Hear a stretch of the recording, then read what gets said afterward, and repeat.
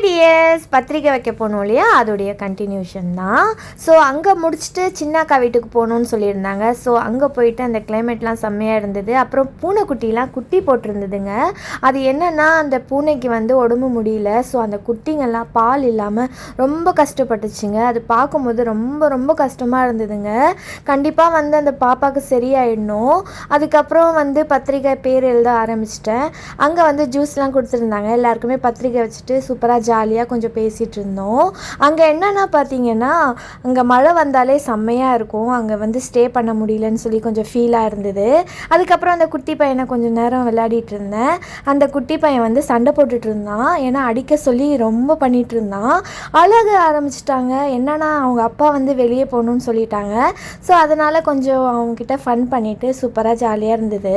அதுக்கப்புறம் அவங்க அக்கா கிட்ட கொஞ்சம் நேரம் பேசிட்டு அப்புறம் குட்டீஸுங்களாம் இருந்தாங்க.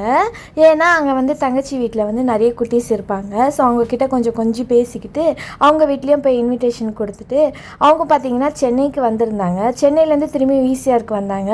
அவங்கக்கிட்டேயும் இன்வைட் பண்ணிவிட்டு அங்கேருந்து கிளம்பிட்டோம். டாடா.